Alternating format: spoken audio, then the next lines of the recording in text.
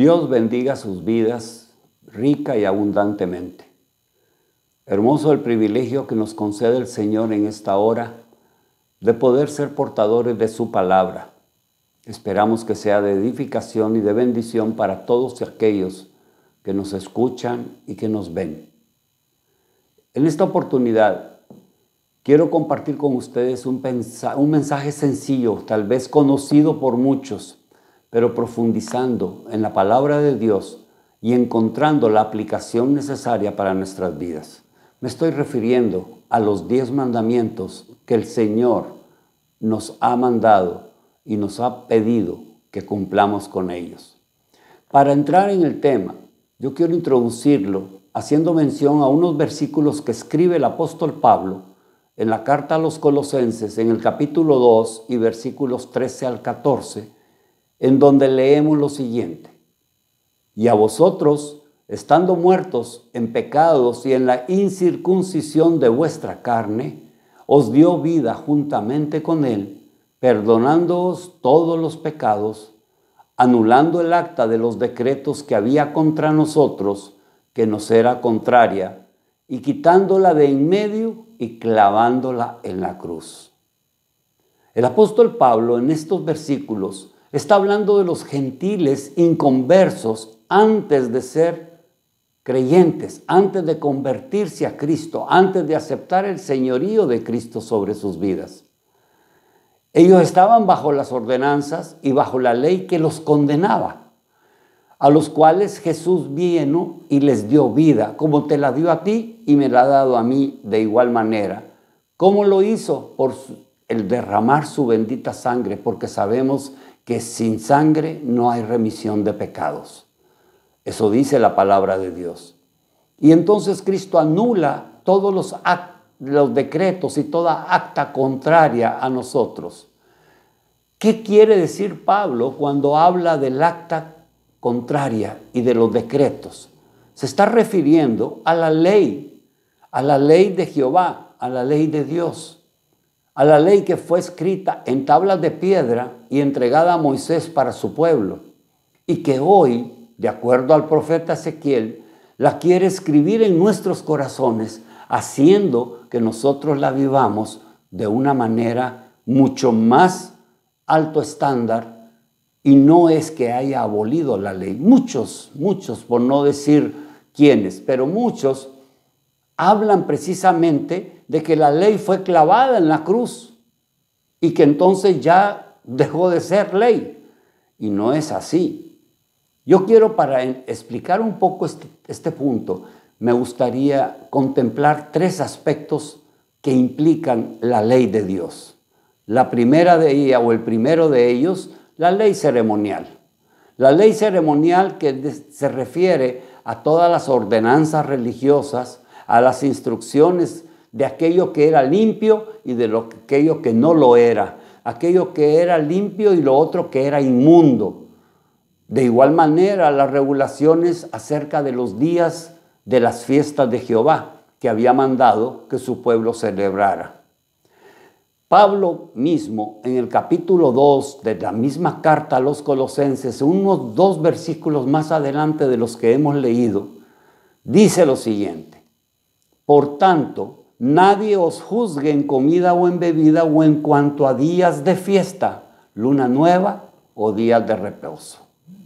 Tenemos que entender, mis amados hermanos, y es un punto muy importante que debemos de considerar. Cuando la ley ceremonial fue abolida en la cruz, ciertamente, desaparecieron las prácticas ceremoniales, pero el estudio de aplicaciones espirituales de esa misma ley a nosotros y de esos sacrificios, de esas fiestas, de esas vestiduras que usaban los sacerdotes, tienen una aplicación espiritual para nosotros y nos es de mucha bendición y nos es de mucho provecho ponerla en obra por nosotros. Otro aspecto de la ley que me gustaría tocar es el de la ley moral. ¿Qué es la ley moral? Pues todos los 10 mandamientos y las leyes que se derivaban de ellos. Luego también tenemos la ley civil, que era aquella ley que corresponde a toda la responsabilidad civil, entre civiles, entre vecinos, entre demandas legales, etc. En esta ocasión yo quiero hablar de la ley moral, de la ley que implica o aplica con los 10 mandamientos que Dios dio a Moisés y todas las prescripciones morales que contienen. Para ello, quiero ir ahora al Evangelio de Mateo y leer unos versículos que fueron dichos o expresados por el mismo Señor Jesucristo. Jesucristo en el capítulo 5 se registra de Mateo, el Evangelio de Mateo, en los versículos del 21 al 28, lo siguiente.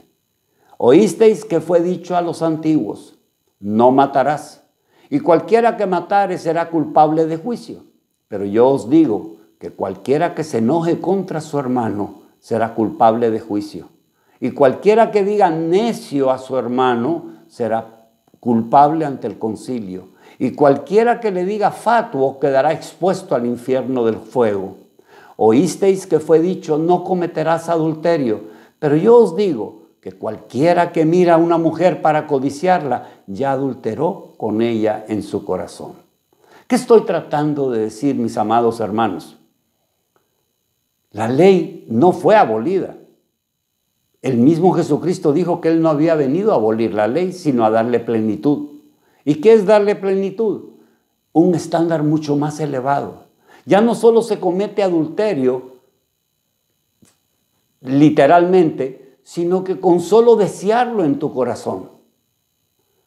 Recuerdemos que la palabra de Dios nos dice que ahora Él quiere que circuncidemos nuestro corazón, que preparemos nuestro corazón para que Él pueda escribir sus leyes en nuestro corazón. Dios ve nuestro corazón, Dios ve los motivos de nuestro corazón, Dios ve las intenciones de nuestro corazón.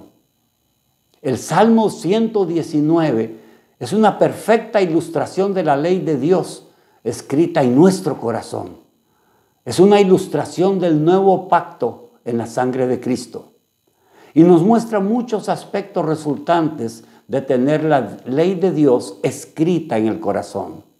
Nos habla de limpiar nuestros caminos, de guardar su palabra, de aborrecer la mentira, de aborrecer la hipocresía, de amar sus mandamientos, de considerar rectos sus mandatos, de caminar en rectitud, de amar su nombre, de guardar sus testimonios y muchas otras cosas más.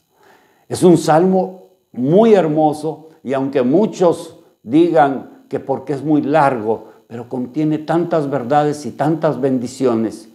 Y si quisiéramos resumir todos los 100 y pico de versículos que contiene este salmo en uno solo, diríamos el versículo 11, que dice, en mi corazón he guardado tus dichos para no pecar contra ti.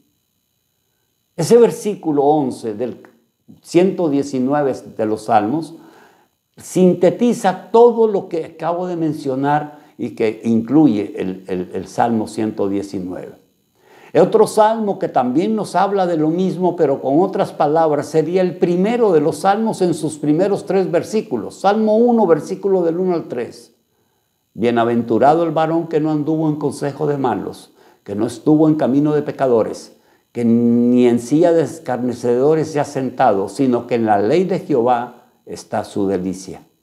Y en su ley medita de día y de noche. Será como árbol plantado junto a corrientes de aguas, que da su fruto a su tiempo, su hoja no cae, y todo lo que hace prosperará. Dicho todo esto, vamos a entrar ahora en materia. Vamos a ir considerando cada uno de los 10 mandamientos, que resumen el código moral por el cual el pueblo de Dios tenía que vivir. Pero cuando decimos el pueblo de Dios, tenemos que tener claro en nuestra mente que no nos estamos refiriendo solamente al Israel físico, sino a nosotros, los gentiles, que hoy somos hijos de Dios, pertenecemos a su familia y somos el Israel espiritual de Dios. Como hemos afirmado anteriormente, estos mandamientos tenían un inconveniente. El mandamiento de la ley de Dios en el antiguo pacto nos señalaba el pecado, pero no nos daba el poder para vencer el pecado y decirle no. Ahora en la época de la gracia, en la era de la gracia, Dios nos da esa gracia para poder hacer que ese mandamiento que se dio en el principio se cumpla en nuestra vida. Muchos tergiversan esto y entonces dicen, si ya fue clavado en la cruz, si ya Cristo murió, si ya derramó su sangre, si ya me perdonó todos mis pecados pasados, presentes y futuros, yo puedo seguir haciendo lo que yo quiera. Terrible error. Terrible error. Porque no es eso lo que Dios está dando. La gracia no es un permiso para cometer pecado tras pecado. La gracia es la capacitación divina para no cometer el pecado, para decirle no al pecado. Esa es la verdad que tenemos que aplicar en nuestra vida. Cristo, en su ministerio terrenal, le dio plenitud, elevó el estándar, que solo por su bendita gracia nos permite apartarnos del pecado y no ofenderle. Somos humanos, somos carnales, y si siempre lo he dicho, lo voy a repetir ahora, si tú y yo como personas humanas, débiles, con naturaleza caída, caemos, tenemos que hacer lo que hizo el hijo pródigo. Me levantaré e iré a mi padre y le diré, Padre, he pecado contra el cielo y contra ti. Eso es lo que nos toca hacer. Nunca darnos por vencidos, nunca tirar la toalla, nunca digo, ya toqué fondo, ya no más. Porque la gracia siempre está disponible. Bástate mi gracia, le dijo el Señor a Pablo. Mi poder se perfecciona en tu debilidad. Caemos, pero no nos quedemos caídos. Levantémonos, pidamos perdón, arrepintámonos de corazón y la gracia de Dios se hará presente. Otro aspecto relevante que tenemos que considerar, aparte de los que ya hemos hablado, es nuestra responsabilidad en la relación con Dios nuestro Padre. Los primeros 4 mandamientos de la ley de Dios nos hablan de esa relación nuestra con nuestro Padre Celestial. En cambio, los últimos 6 nos hablan de nuestra relación con nuestros hermanos. Y es por eso que si sintetizamos los 10 mandamientos, los podemos definir en los 2 principales. El primero, amarás al Señor tu Dios con todo tu corazón, con toda tu fuerza, con toda tu mente y con toda tu alma. Y el segundo, no por ser segundo menos importante, pero también amarás a tu prójimo como a ti mismo. Y ¿saben? Algo que a mí me impactó mucho cuando el Señor me lo puso frente a frente hace muchos años atrás y fui consciente de ello, es que si hubo un revolucionario, podríamos llamarlo así, en esta tierra se llama y se llamará Jesucristo. Jesucristo dijo, un mandamiento nuevo os doy, que os améis los unos a los otros como yo os he amado. Ya no bastaba amar al prójimo como a uno mismo. Ahora había que amar al prójimo como Él nos ama. La pregunta es, ¿estamos amando al prójimo como Cristo nos ama? Vamos ahora entonces a ver los 10 mandamientos, los cuales, dicho sea de paso, los encontramos en Éxodo capítulo 20 y en Deuteronomio capítulo 5. Y vamos a poner atención uno a uno, extrayendo, sintetizando lo más elemental para nuestra vida y en nuestra caminata cristiana. Sin dejar de tener en mente que el propósito de la ley es entender qué es el pecado y con el propósito expreso de pedirle a Dios que lo arranque de nosotros, que nos quite ese corazón de piedra, como dice el profeta, y que nos ponga un corazón de carne que sienta, que nos liberte de la esclavitud del pecado, porque ciertamente el pecado es una esclavitud. Leemos los primeros versículos 2 y 3 del capítulo 20 de Éxodo. Dice así la palabra de Dios. Yo soy Jehová tu Dios, que te saqué de la tierra de Egipto, de casa de servidumbre. no tendrás dioses ajenos delante de mí. Yo creo que está muy claro. Y de ahí yo puedo sacar muchas preguntas, haciéndomelas a mí mismo y tú haciéndotelas a ti mismo. ¿Realmente Jehová es tu Dios? ¿Jesucristo es tu Rey? ¿Es tu Señor? ¿Has sacado de tu corazón los ídolos que se enseñorean sobre ti? ¿Has sido liberado de toda influencia de esos ídolos? ¿Tus prioridades en tu vida las tienes en orden? ¿Sabes que primero está Dios? Luego está tu familia. Luego está tu trabajo con el que sustentas a tu familia. ¿En ese orden lo tienes establecido en tu corazón? Es bueno que meditemos en esto.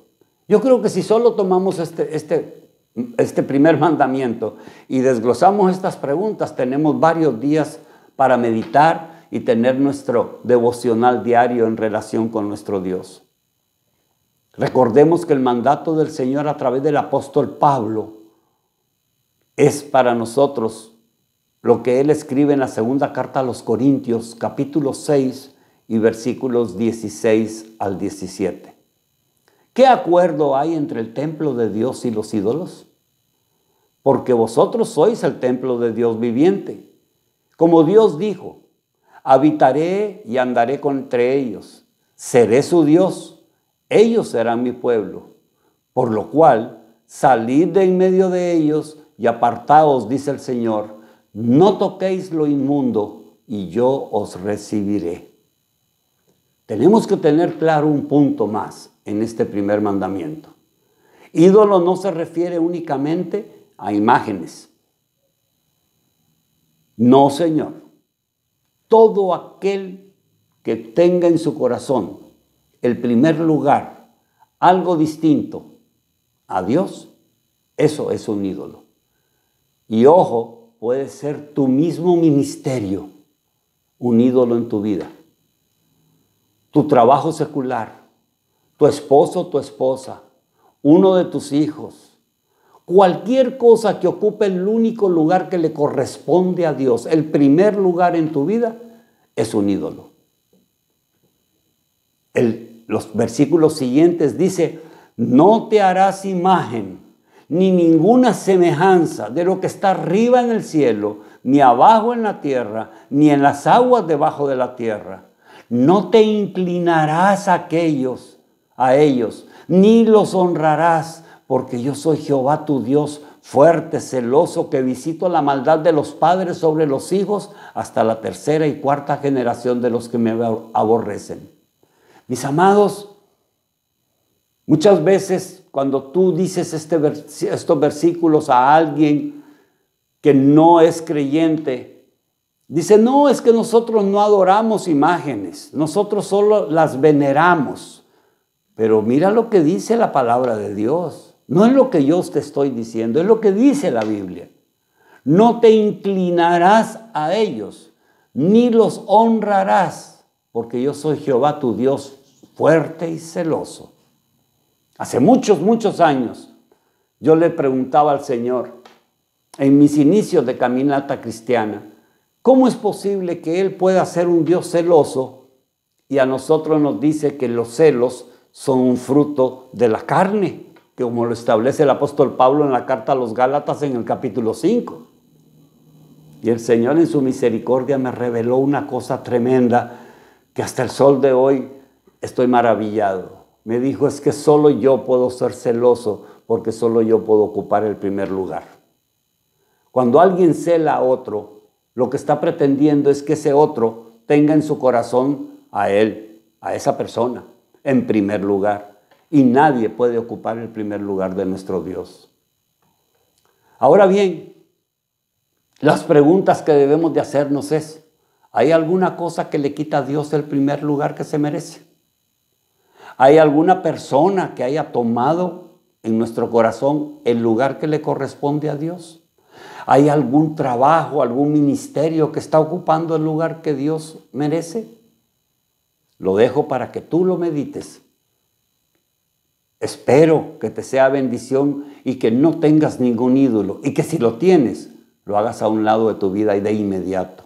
Seguimos leyendo. Capítulo 20 de Éxodo, versículo 7.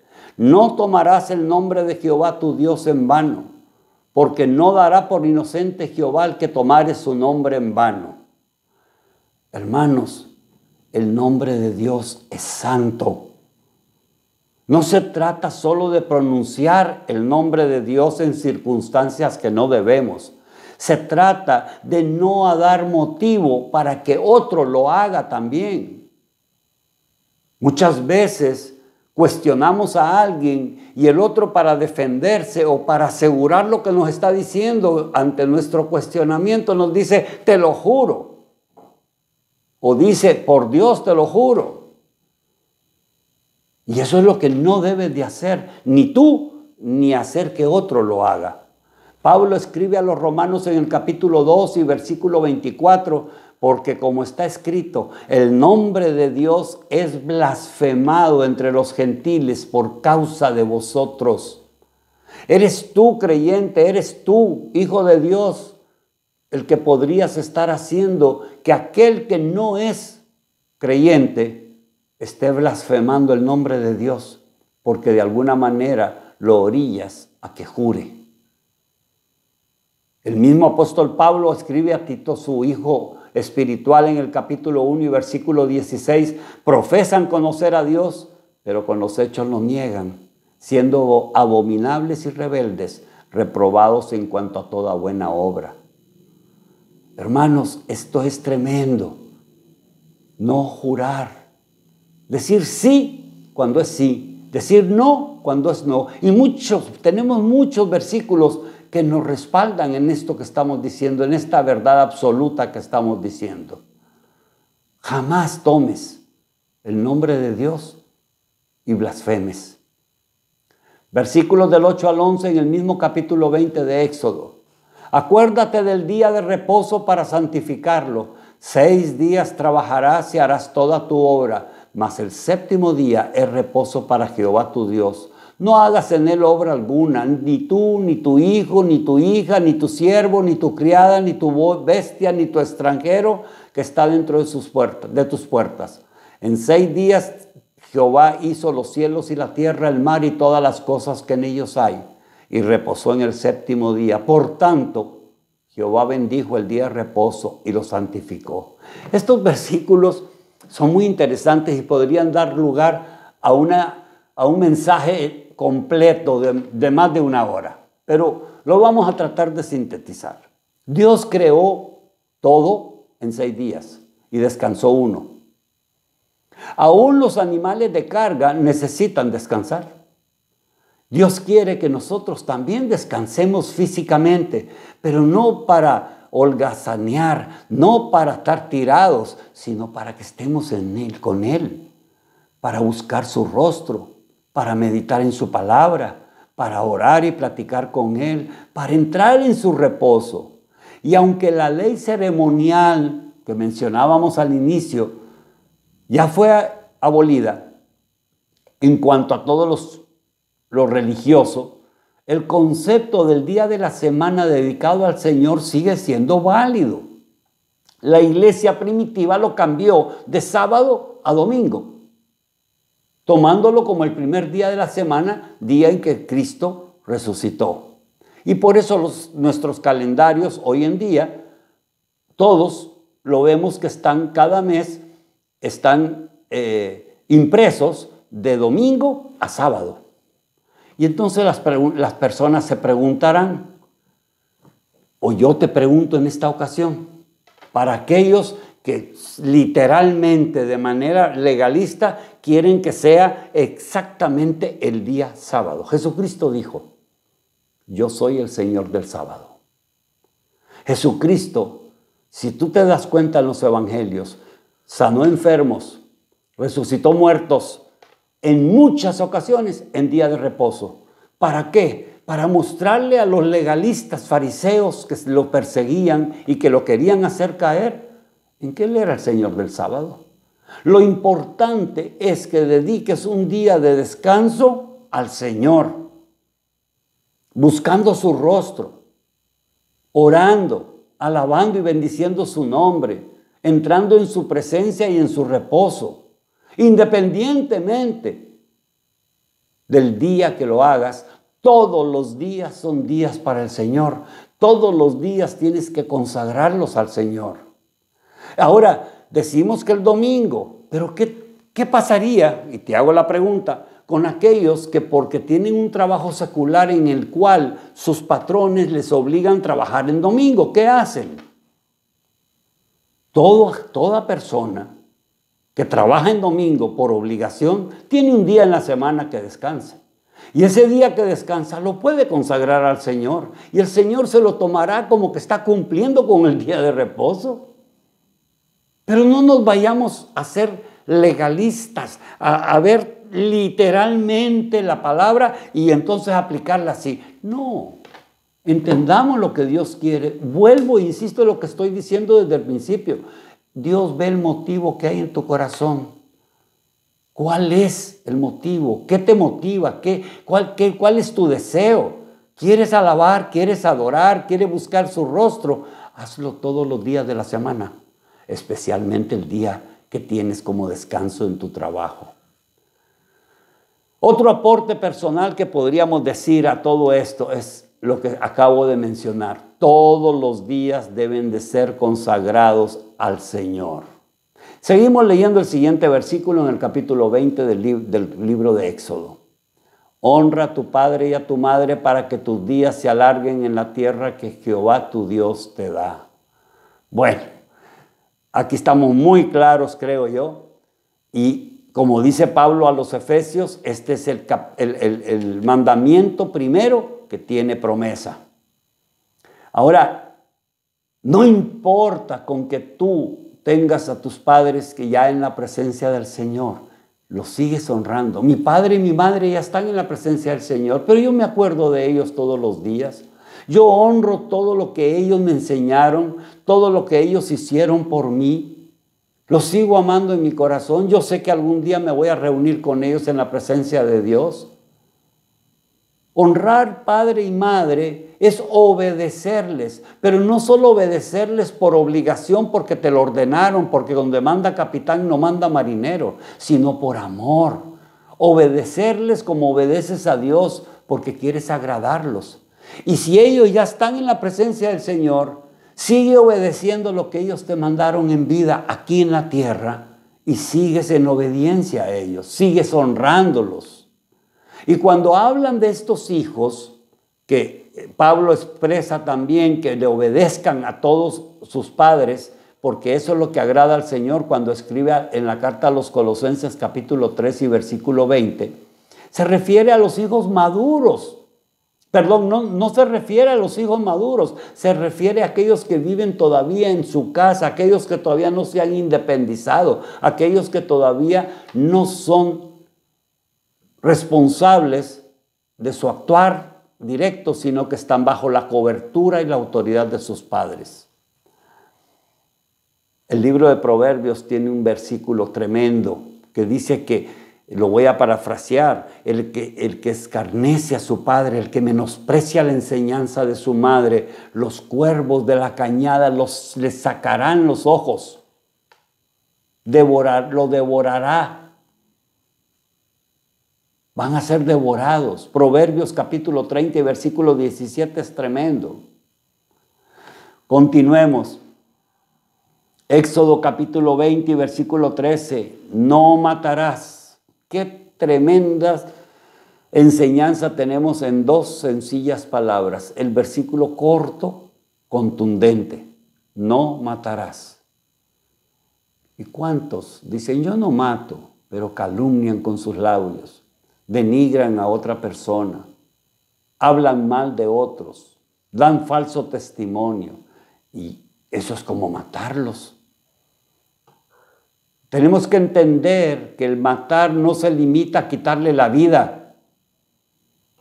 Cuando tú te haces de la vista gorda viendo que otro está asesinando a uno tercero, estás tú participando. Cuando tú sabes que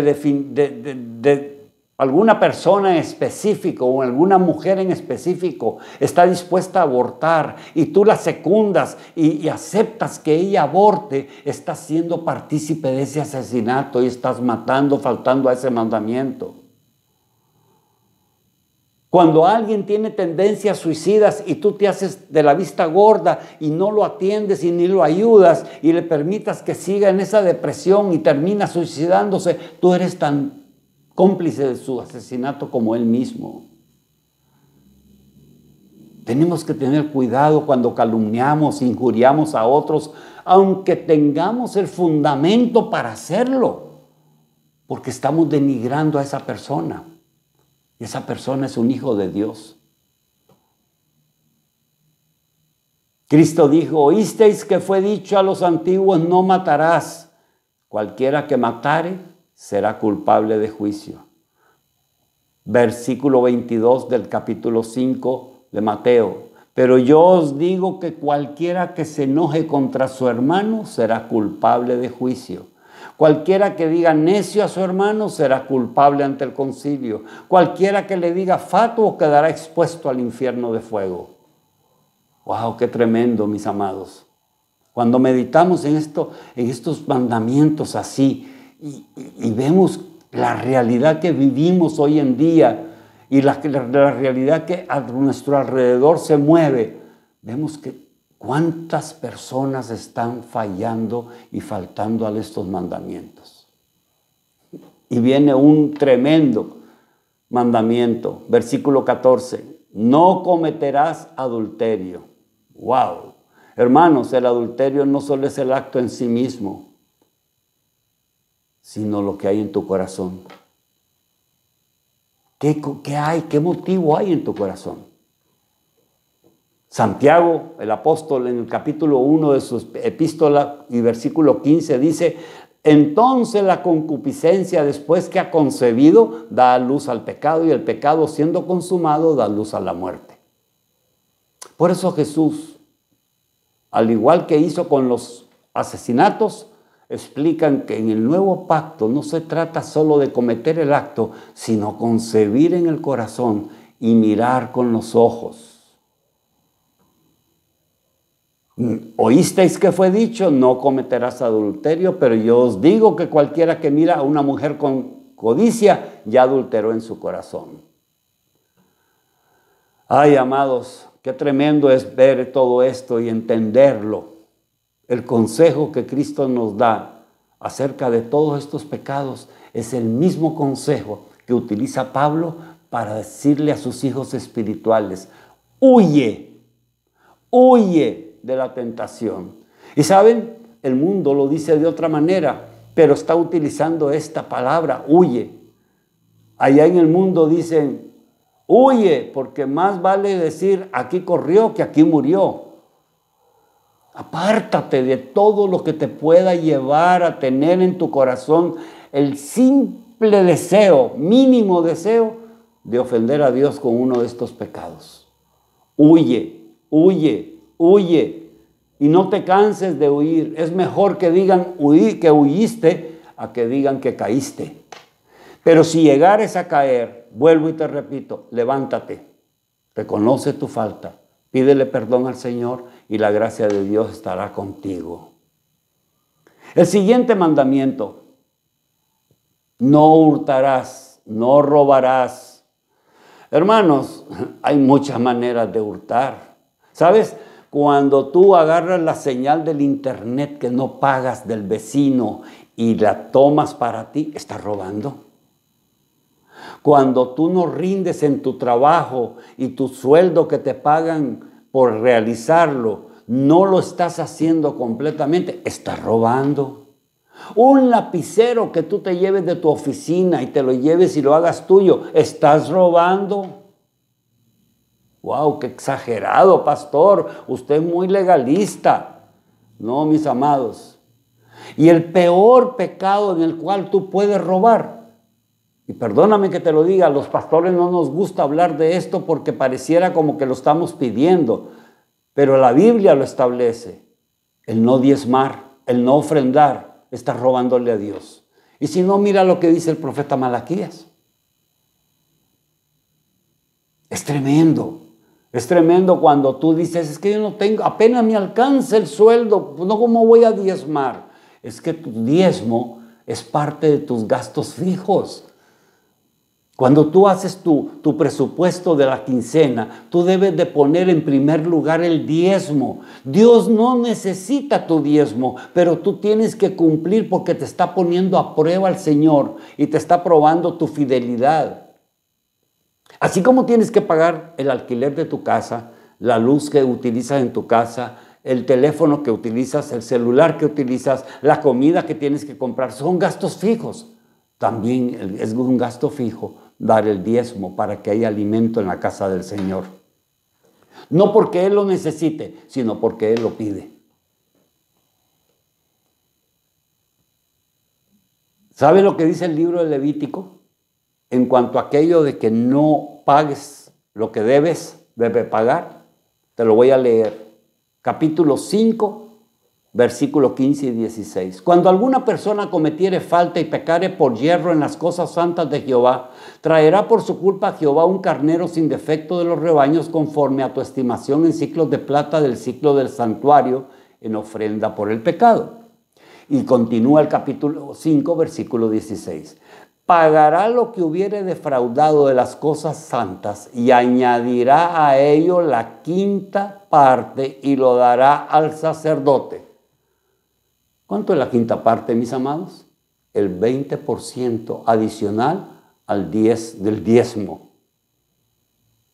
Una señora muy mayor que ya debe estar en la presencia del Señor y que yo conocí hace más de 30 años, decía lo siguiente cuando la confrontaban: pero si tú eres viuda, no tienes hijos, no tienes marido, vives de una pensión del Seguro Social, ¿cómo le haces para pagar el diezmo? Porque ella fielmente recibía la pensión de su esposo, del seguro, cambiaba su cheque en el banco y depositaba primero que nada en un sobre el diezmo en la iglesia. Y ella responde esto, y quiero que te lo grabes y pongas atención a lo que ella decía: ustedes están equivocados. Yo no le pago el diezmo al Señor. Él es el que me regala el 90% a mí. Qué tremenda verdad, mis amados. Qué tremenda verdad. Dios no necesita de nuestro diezmo. Dios nos prueba nuestra fidelidad. Ay, hermanos, de veras que cuando consideramos estos mandamientos, tremendo de parte de Dios. Seguimos leyendo el siguiente mandamiento. No hablarás contra tu prójimo falso testimonio. Qué fácil es fallar en esto. Qué fácil es fallar en esto. El siguiente mandamiento ordena que no mintamos, que no distorsionemos la verdad, que no digamos verdades a medias, que no le añadas sal y pimienta a lo que estás explicando. Porque quiero decirte algo. Si tú hablas una verdad a medias, estás mintiendo. Si tú no hablas la verdad completa, estás mintiendo. Y estás dando un falso testimonio. Y si lo haces en contra de tu prójimo, estás fallando a este mandamiento. La mentira procede del padre de mentira. Y el padre de mentira, tú y yo sabemos que es el diablo. Esa es su naturaleza. Nosotros somos hijos de Dios. Y si somos hijos, tenemos un padre. Y ese Padre es nuestro Padre Dios. Hermanos, en estos últimos tiempos que estamos viviendo, Cristo viene, Cristo está a la puerta. Y la palabra de Dios nos manda que amemos la verdad. Y si tú y yo no la amamos, como muchos hoy en día no aman la verdad, son mentirosos, van a ser los primeros en caer en las artimañas del anticristo. Van a ser los primeros en ser engañados. No es suficiente que amemos la verdad, es necesario vivir la verdad. Y tú sabes y yo sé que la verdad es Cristo. Yo soy la verdad, dijo Jesucristo, en todas sus dimensiones. Tu corazón debe rebosar de verdad. El salmista en el capítulo 51, David, en el versículo 6, dice algo hermoso. Cuando él, arrepentido por su pecado, se dirige al Padre Celestial y le dice: he aquí tú amas la verdad en lo íntimo y en lo secreto me has hecho comprender sabiduría. Y ya para ir concluyendo, mis amados, el último, el 10º mandamiento de esta ley de Dios. No codiciarás la casa de tu prójimo, no codiciarás la mujer de tu prójimo, ni tu siervo, ni sus criadas, ni su buey, ni su asno, ni cosa alguna de tu prójimo. Mis amados hermanos, la codicia es el deseo ilícito, el deseo excesivo de algo o de alguien. Yo no me malentiendas, yo no estoy diciendo que tú no aspires a tener. Eso es bueno, a mejorar, eso es bueno. Lo que yo te estoy diciendo es que no debes de codiciar. Pablo, el apóstol, escribe a los colosenses, y yo quiero que le pongas mucha atención porque esto te puede servir también para tu devocional por varios días. El capítulo 3 de Pablo a los colosenses, del versículo 5 en adelante, nos dice varias cosas. Primero dice, haced morir lo terrenal en vosotros. Fornicación, impureza, pasiones desordenadas, malos deseos, avaricia, que es idolatría. Eso implica que esos pecados hay que hacerlos morir. Y yo te pregunto, ¿cómo puedes hacerlos morir sin tocar con tus manos sus vidas? ¿Cómo haces tú para que un perro que tú ya no lo quieres y lo quieres matar, pero no lo quieres matar con tus manos? ¿Qué haces? Los metes en una habitación y por inanición no le das alimento, no lo alimentas y se muere. Haced morir esos pecados, no alimentes. Si tú eres muy inclinado a la pornografía, no frecuentes la pornografía. Si tú eres inclinado a la droga, no te vayas por el camino de la droga ni te relaciones con la droga. No alimentes ese deseo en ti. Aliméntate de la palabra y de la gracia de Dios que te permitirá apartarte de todo eso. Sin embargo, el mismo apóstol Pablo, desde el versículo 8 en adelante, ya no dice haced morir. Nos da otra lista de pecados, pero no dice haced morir. Dice, hagan a un lado, estoy parafraseando, hagan a un lado, es más fácil, solo quítalos de ti. O sea que hay pecados que hay que luchar para quitártelos, hay que hacerlos morir, y otros que solo apartarlos. Mis amados, me gustaría terminar en esta ocasión con ustedes este mensaje, haciendo referencia a unos versículos que encontramos en el Salmo 1.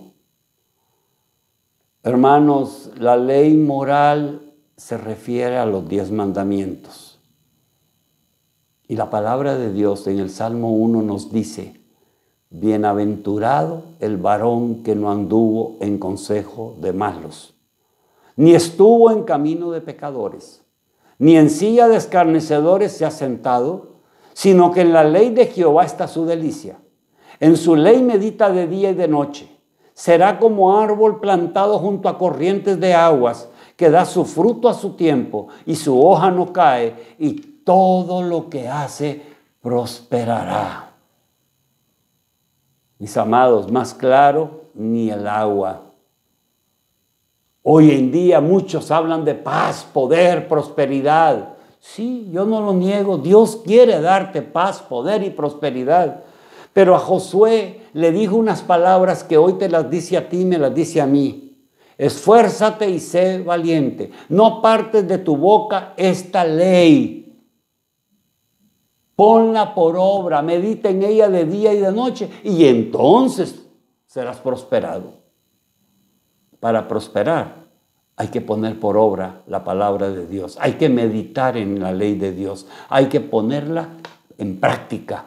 Porque la fe es acción, la fe es obediencia. Y eso es lo que quiero dejar en tu corazón en esta ocasión.